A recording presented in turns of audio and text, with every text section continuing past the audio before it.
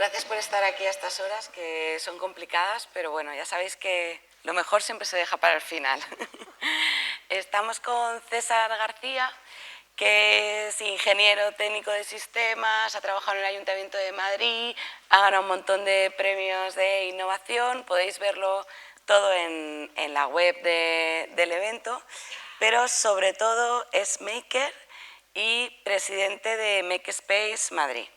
Maker, una palabra que ojalá usásemos más en este país, porque ahora estamos en un evento que por suerte todo el mundo hace muchas cosas, pero por desgracia creo que sería genial que hubiese más gente como tú. Ayer estuve hablando con él y la verdad es que yo me adentré en un mundo que desconocía hasta ahora y tiene un montón de cosas que contarnos. Hablábamos antes en la comida con algunos asistentes del Internet de las cosas, que se habla mucho ahora de eso, nos llenamos la boca, pero se habla poco, yo creo, de qué cosas buenas se pueden hacer con el Internet de las cosas, ¿no? Y para eso está César aquí, que es un crack. Y para empezar igual, por ponernos en contexto, cuéntanos qué es un maker y por qué tú te fuiste un poco por estos derroteros. Bueno, maker, por lo general, la palabra maker viene del verbo make, ¿no? De hacer cosas, pero normalmente, o por lo menos últimamente, está muy asociado a gente que utiliza la tecnología de forma como creativa, que puede utilizar la tecnología para hacer los proyectos que tenga en la cabeza, hacerlos reales, ¿no?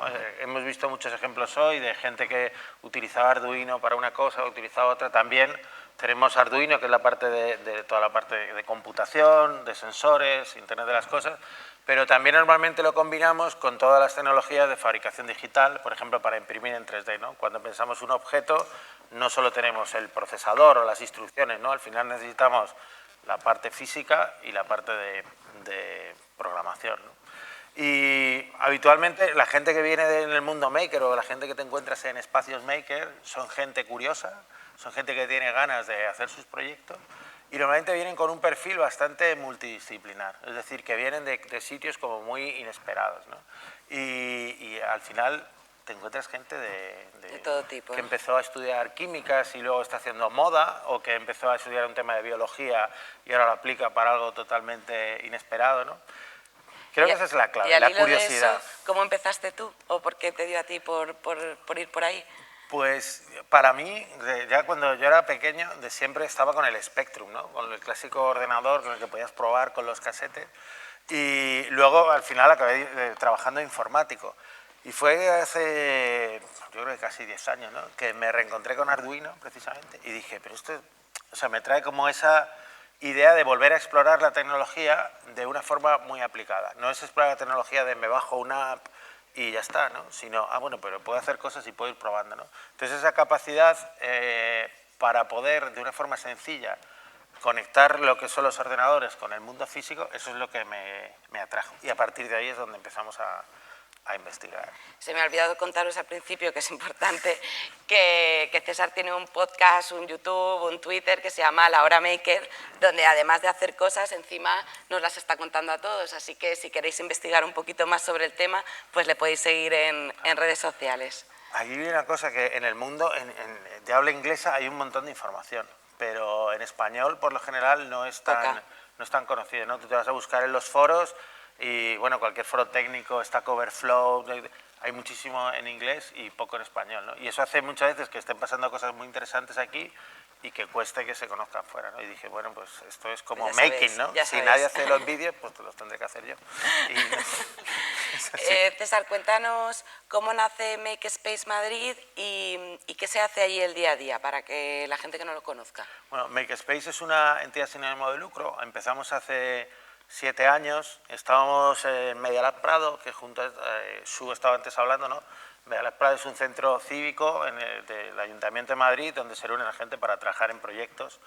Y ahí empezamos con el grupo de Arduino que teníamos, dijimos, bueno, vale, sabemos Arduino, sabemos programar, pero ¿a qué lo podemos aplicar, ¿no? Y pensamos que el tema de la calidad del aire era un tema interesante y estuvimos desarrollando, pues, viendo cómo podíamos trabajar con unos sensores, con Arduino, para que cualquier persona en su casa pudiera al final hacer toda esa toma de datos.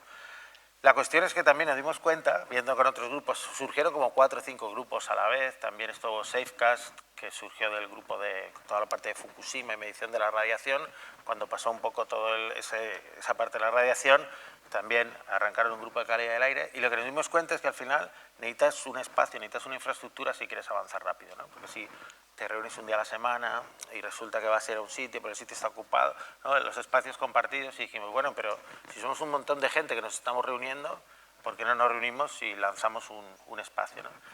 Y básicamente así es como lo lanzamos, así nos reunimos a todo el mundo, no en un teatro, pero en un espacio de Madrid, y dijimos, mira, no tenemos espacio, no tenemos sitio, pero creemos que hace falta que en Madrid exista una infraestructura donde cualquier persona pueda venir a hacer sus proyectos realidad.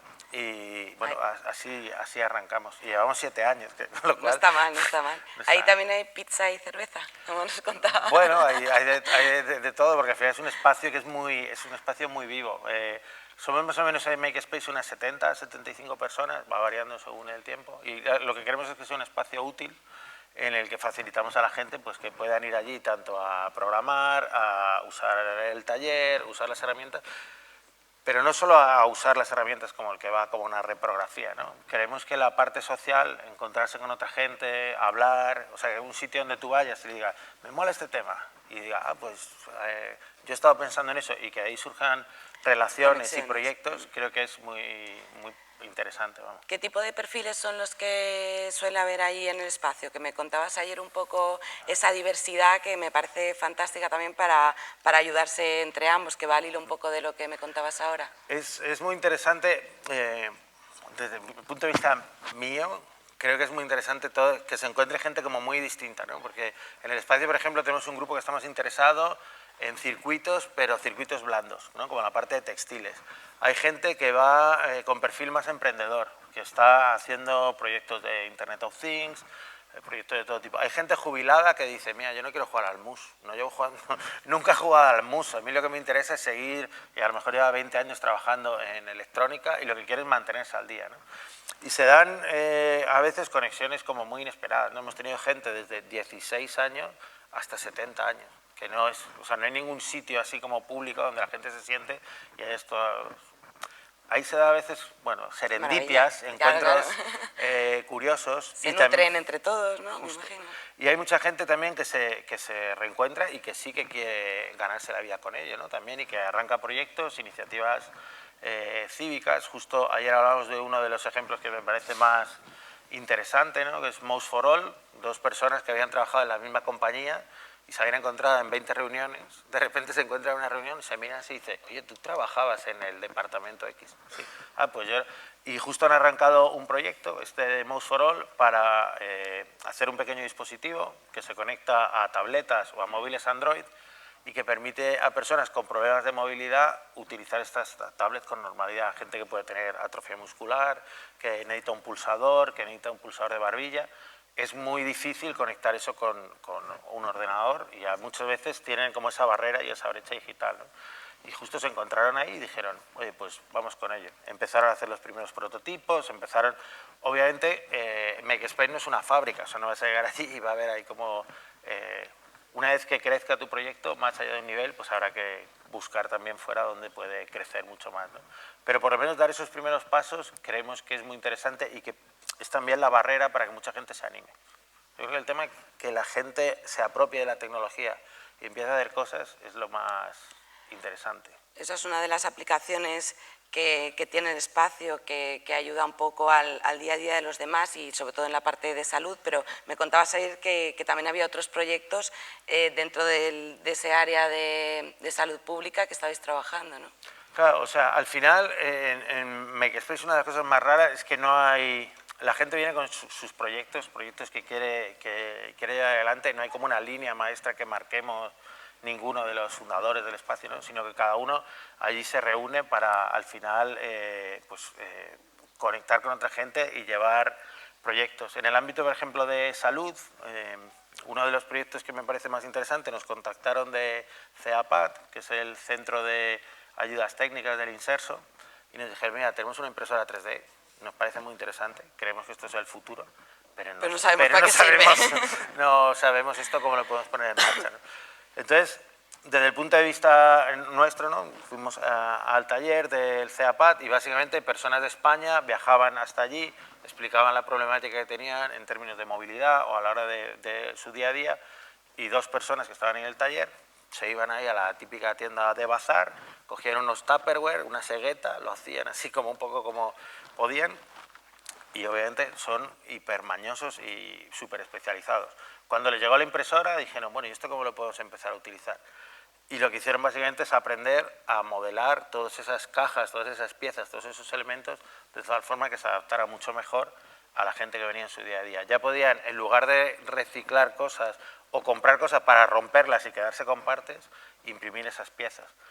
Pero lo interesante es que no solo les contamos cómo funciona la impresora, sino que también les contamos cómo ellos podían, a su vez, compartir esos diseños con otra gente, con la esperanza de que se animaran a compartirlo. Y ahora mismo, por ejemplo, en una de las páginas web donde hay modelos 3D más importantes, se llama Thingiverse, y ahí tienen 30 diseños disponibles para que cualquier persona, en lugar de tener que venir a Madrid y diseñar la pieza, poder coger ese diseño 3D, imprimirlo en su casa si tiene impresora 3D, o acercarse a algún centro o a alguna empresa que le pueda imprimir la pieza, ¿no? Con lo cual, al final es interesante que se crean diseños que se comparten en abierto. O sea, por un lado les hacéis independientes, que eso es muy interesante para que ellos puedan volar solos y que encima compartan ese conocimiento. O sea que hay otro proyecto social muy potente que estáis haciendo que se llama Breakers. Cuéntanos cómo empezó y para que la gente sepa también de ese proyecto tan bonito. Breakers surgió con la idea de, básicamente, tenemos estas herramientas de fabricación digital, cómo podemos enseñar, cómo podemos hacer, igual que hay cursos de capacitación, cursos en los que aprender a utilizar ordenadores, utilizar otras tecnologías digitales, pues la fabricación digital es otra rama, ¿no? Y lo que pensamos es, esto que hemos aprendido nosotros durante estos años, cómo podemos trasladarlo a jóvenes. Y bueno, estuvimos hablando con Fundación Orange y básicamente pensamos que una de las formas que podíamos trabajar es diseñando este programa de Breakers, en el que pues, ofrecemos unos cursos de formación para jóvenes en situación vulnerable. Son cursos de 40 horas, las primeras 20 horas les enseñamos las cosas básicas, cómo funciona la impresora 3D, cómo diseñar, cómo imprimir. Muchas veces es gente que a lo mejor no ha tocado un ordenador en su vida, entonces es todo un poco nuevo. Y un poco todo como, pero que es... No, de hecho, una de las cosas más... O sea, es que, muchos jóvenes venían me parece alucinante, ¿no? Que esta gente, pues lo que tú dices, no ha tocado un ordenador en su vida, se presente ahí, podáis ayudarles y... A veces muchos de los retos sean inesperados, porque a lo mejor tú ves una herramienta de impresión 3D, de diseño 3D, y te parece muy normal un sistema de ejes cartesianos con el X y Z, y la gente que no ha visto eso en su vida dice, oye, ¿yo por qué pongo un cubo y este se me queda aquí y no se me pega en el de abajo? Y a lo mejor es que, claro, lo ves de lateral y están unos sobre otros, pero luego están así, ¿no? Porque están en lugares distintos. Entonces también hay un aprendizaje de muchas cosas que damos por asumidas en el día a día y que luego te das cuenta que obviamente hay muchísimo trabajo. Desde el punto de vista del aprendizaje, otra cosa que consideramos clave es no centrarnos solo en la parte técnica, de que la pieza te quede bonita, ¿no? Sino que al final, por un lado, todos los días que venían los jóvenes, con lo que aprendían hacían algo, porque esto sí que vimos que ayudaba a que la gente no se fuera del curso. Es decir, los jóvenes con los que estábamos colaboramos también con FEPA, que es la Federación Española de Pisos de Acogida, y nos lo dijeron, muchos de estos jóvenes, el reto es cómo engancharles, cómo mantenerles, porque van a un curso y es como, esto es como el cole, esto es un tostón, ¿sabes? Me voy, ¿no? Vienen un día, o como nos dijeron, aquí no te van a decir que no les gusta, un día dejan de venir y se da por entendido, ¿no? Entonces, lo que buscamos es que todos los días se hicieran algo, pero por otro lado también pensamos que era muy interesante trabajar todas las competencias transversales, trabajo en equipo, comunicación, organización, aplicado a algo concreto. Y esto es un poco el reto. Hablamos de Makerspace Madrid, pero Breakers es un programa que empezamos en Madrid y en Castelldefels. Hemos estado 3 años y básicamente al final hay 8 espacios, Madrid, Barcelona, Bilbao, Valencia, Sevilla, laboratorios que ya existían donde han ido estos jóvenes. Y el reto es que todos compartíamos la forma de trabajar, la planificación, pero luego en la parte de los proyectos siempre les invitábamos a que conectaran con otra entidad, o que conectaran con alguien fuera, o que conectaran con alguien del barrio y dieran solución a un problema. Porque desde el punto de vista de los participantes, es muy interesante como su cambio de perfil, Que ¿no? se sientan útiles, ¿no? También. Claro, no es como, yo soy el joven problemático que Exacto. al final recibe ayudas y que siempre estoy como en una situación de dependencia. Ya. Cuando le dices, no, pero ¿tú qué puedes hacer, no?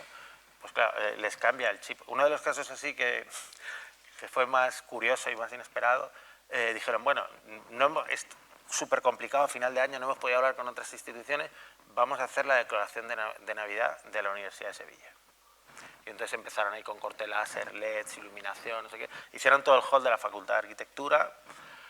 Y claro, para ellos, para los propios jóvenes, cuando acabaron, nos preguntaban, ¿y esto quién lo ha hecho? Esta cosa así, como no, porque era como los propios estudiantes de arquitectura les gustaba, ¿no? Y los propios jóvenes de Breakers venían con su familia a enseñárselo, ¿no? Hombre. Y muchos de ellos, seguramente, cuando les hablaban de la universidad, les parecía como una cosa súper marciana, porque habían abandonado los estudios, no habían acabado su... Y de repente estaban ahí en la universidad y decían, oye, pues esto de la universidad no Pinta solo... bien. O sea, no sé, parece como un sitio donde a lo mejor... O sea, les cambia el chip en cuanto hacia dónde podían ir, ¿no?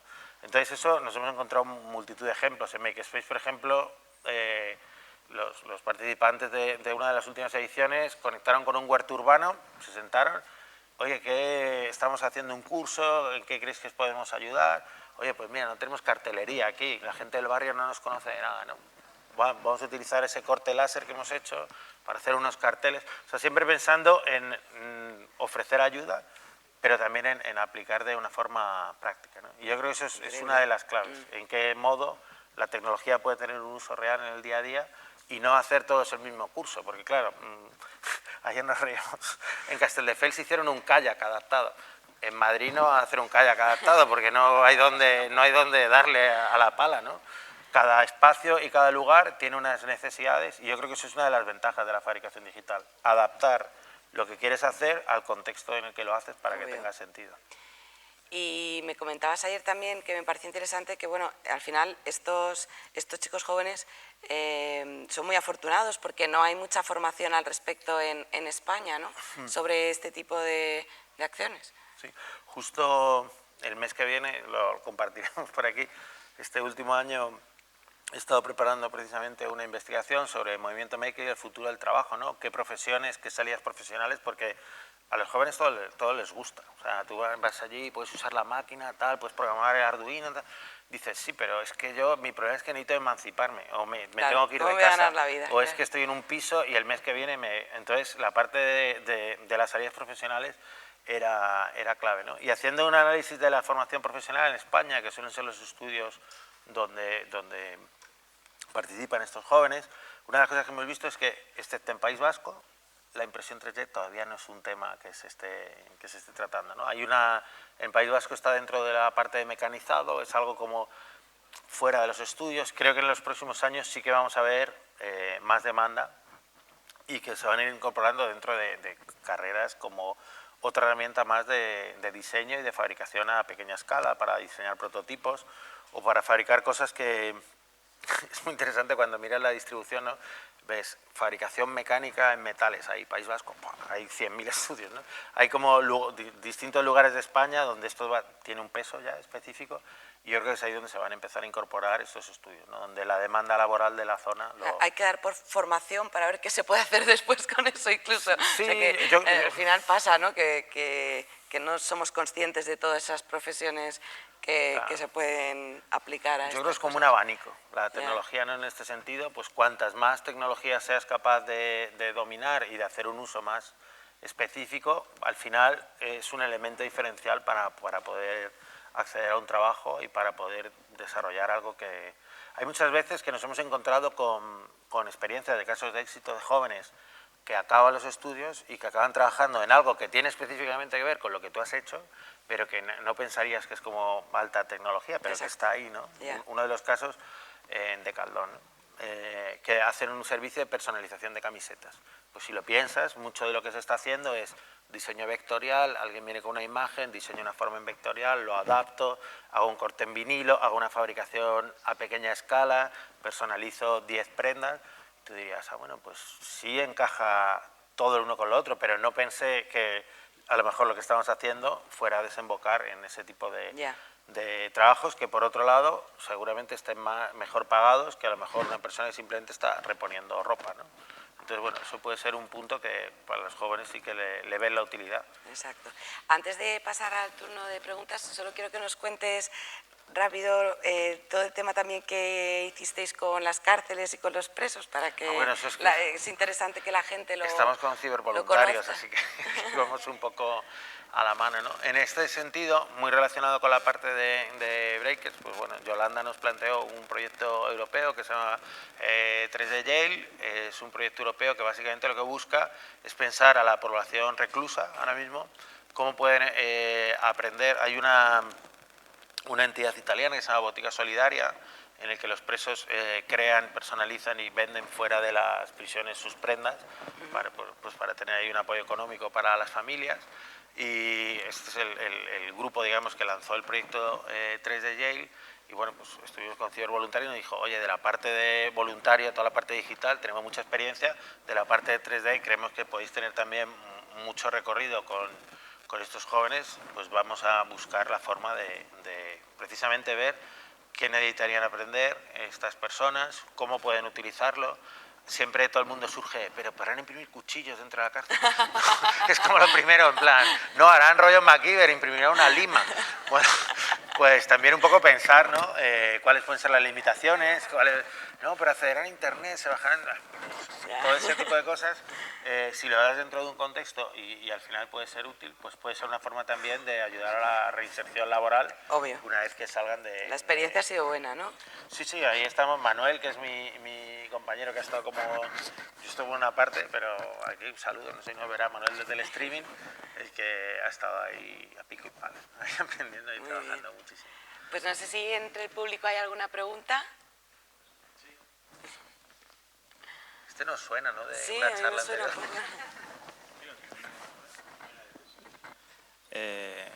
Bueno, yo tengo un montón de preguntas, pero una que me ha surgido ahora, porque estabais hablando del tema de las posibilidades de cara a nuevas profesiones y tal, pero me surgía también al hilo de una chorrez que me ha pasado en el curro, ¿no? Que la peña necesitaba soportes para poner el portátil, ¿no? Entonces le hemos ofrecido opciones de comprar en Amazon, opciones de un carpintero que nos lo hace, y los cabrones, cuando les he ofrecido esas opciones, digo, votad la que más os mole. Y me han salido un diseñador que me ha mandado una para bajarte el diseño y mandarlo a hacer en corte láser con el material que tú quieras, comprando el material, tal, no sé qué. Entonces, claro, yo pienso, digo, claro, cada vez hay más público que se quiere implicar en el proceso de fabricación y del making of de las cosas que consume. Entonces, lo que quería preguntarte concretamente es tu opinión o tu visión sobre cómo realmente este movimiento maker y esta cultura maker es capaz de cambiar, está cambiando, es capaz de cambiar la forma en que consumimos, ¿no? Y el impacto que se puede tener. Hombre, yo creo Gracias. que uno de los puntos más curiosos, hace unos 3 años, IKEA abrió en Copenhague un centro que se llama Space 10 para investigar como el futuro de la fabricación. Precisamente porque todos sabéis que parte de la gracia del mueble de IKEA es que lo construyes tú, ¿no? La experiencia del construir. Al principio había una web que se llama IKEA Hacks, donde básicamente la gente decía, coge esta estantería. Bueno, de hecho hay un montón de gente pensando en la informática que coge la mesa esa LAC, la de 5 euros, y la utiliza para montar servidores de rack, ¿no? Lo coge así, lo atornilla y dice, hombre, qué mejor cosa que tener una mesa de IKEA con mi servidor en mi casa. Pues claro, los de IKEA al principio estaban mosqueadísimos, ¿no? Porque no puede ser, porque el nombre de IKEA sale por un servidor, luego sale ardiendo la mesa, luego nos va a demandar, pero nuestra mesa no está pensada para que alguien tenga... Ha habido un cambio en los últimos 2-3 años de parte de las empresas también a la hora de proponer lo contrario. Oye, a lo mejor lo interesante es ir a como un modelo más Lego, darte las piezas para que tú puedas diseñar, elegir lo que quieres hacer y personalizarlo, ¿no? Porque al final la gente, si tienen la misma estantería que los otros 27 amigos, la gente quiere como algo distinto, ¿no? Y yo creo que eso se está dando. Hay mucha gente que viene a aprender y viene a... Oye, es que yo tengo una parte, pero la quiero cambiar o quiero personalizar, ¿no? Creo que eso es un mercado que cada vez va a ir más y que las propias empresas están entrando ya en el juego. Uno de los retos es el tema, como siempre, de la propiedad intelectual que estaba pasando. Se me ocurre en un momento... Fue en el año 2013 que estaba todo la impresión 3D como muy arrancando. Y Nokia, cuando sacó el móvil nuevo, dijo, oye, yo voy a compartir mi diseño de carcasa para que tú lo personalices y lo imprimas en tu casa, ¿no? Es como un guiño.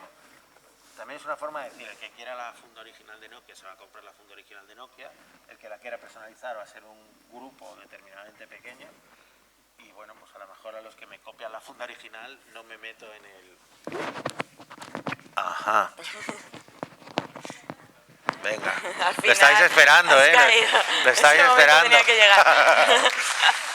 No será la primera vez. Entonces yo creo que es una tendencia que cada vez va más. El tema de la personalización y que podamos personalizar lo que hay. Obviamente el reto aquí también es toda la parte de competencias, ¿no? Porque estamos acostumbrados ya, o vemos muy natural, manejar el navegador, manejar el editor de texto.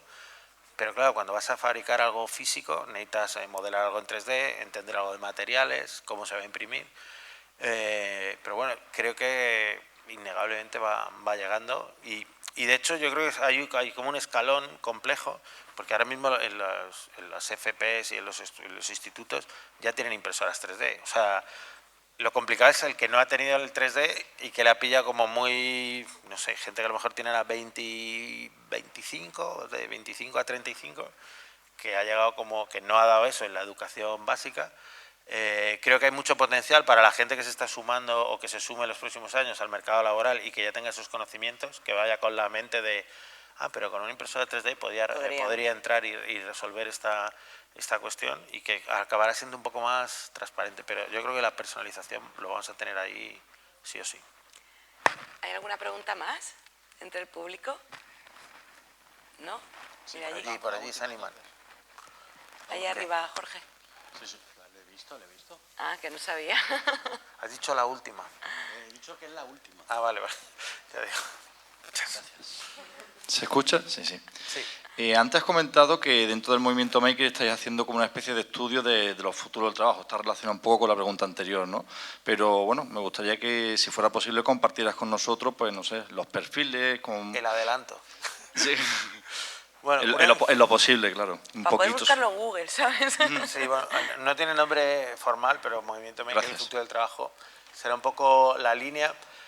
Cosas que hemos descubierto, o que hemos, bueno, por comentarte un poco la parte del estudio, básicamente para que no dependiera demasiado de cómo lo veo yo, como en la parte de elaboración del estudio, contactamos 75, 80 expertos para que nos propusieran actualmente en sus puestos de trabajo qué demanda de perfiles tenían, qué tipo de estudios estaban requiriendo, para tener claro qué perfiles teníamos ahora. Les pedimos también que pensaran a 2-3 años, y luego lo que hemos hecho es, con todo ese mare magnum de profesiones, competencias específicas y competencias transversales, contar con un segundo grupo de expertos para que nos dijeran a 10 años si veían que esa profesión iba a tener más demanda, menos demanda, o cómo iba a ir.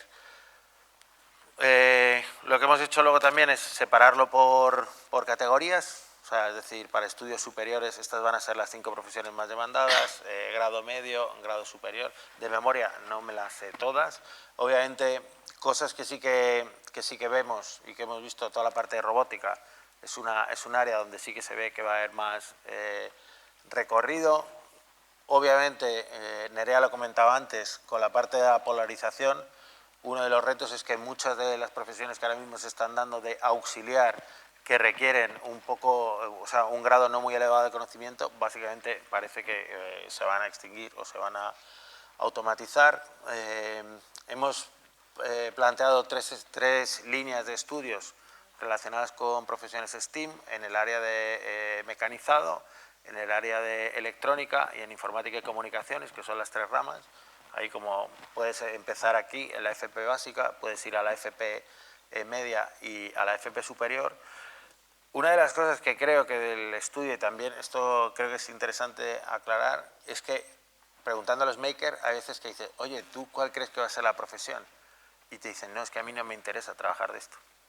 O sea, digo la clave porque creo que es una de las cosas que a veces generan como más cuestión, ¿no? Pero tú haces impresión 3D, vale, te quiero encargar algo. Y hay gente que dice, no, es que es mi hobby, ¿no? Yeah. Entonces, en los espacios maker se da muchas veces esa combinación de perfiles muy específicos que son emprendedores, pero también se dan otros roles y perfiles que a lo mejor están trabajando en una multinacional. Hola, estoy trabajando en IBM, estoy trabajando en Telefónica, y vengo al espacio precisamente para buscar algo nuevo, ¿no? Para encontrar otra cosa que no encuentro en mi trabajo, o para desarrollar esto de forma creativa, ¿no? Y yo creo que eso es una de las cosas que yo animaros. Hay una página web donde te podéis encontrar un mapa de espacios que se llama fablabs.io, fab como de fabricación, labs de laboratorios.io. Podéis encontrar ahí. En España ahora mismo hay 60 y, bueno, iba a decir 64, seguro que ya hay 70 porque van creciendo cada 2 o 3 semanas.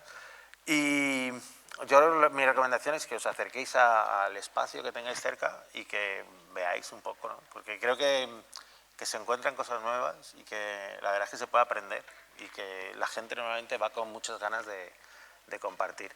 Como sé que la parte de los perfiles a lo mejor no está clara, no está clara. luego si queréis lo podemos mostrar ya como, porque con más tiempo, 50.000 tablas. Sí. Como ya no hay tiempo para preguntas, al final lo último que comentabas es con lo que yo quería cerrar un poco, que estos eventos están fenomenal y las charlas también, pero lo importante es que la gente cuando se vaya de aquí haga algo, ¿no? Al final, que no se nos quede como, uy, qué maravilloso todo lo que me han contado, y vuelvas a tu casa y en 2 días se te haya olvidado todo. Entonces, para la gente que está aquí, que trabaja en empresas, danos ideas o dinos cómo las empresas pueden ayudaros o colaborar con vosotros, y ahí se termina. Ya que os habéis pasado de la hora, tío. Ya, pero esta es la parte más importante.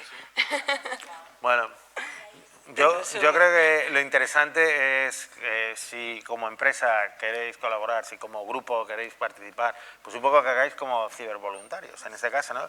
Que os acerquéis a vuestro espacio local, que penséis realmente en qué proyecto os gustaría tener a lo mejor ideas frescas, ver también si hay receptividad por el otro lado. A lo mejor llegáis al espacio y hay gente que está con muchas ganas de emprender y con muchas ganas de hacer proyectos, o a lo mejor están, pues que cada uno tiene su cuestión. Creo que hay muchos espacios distintos.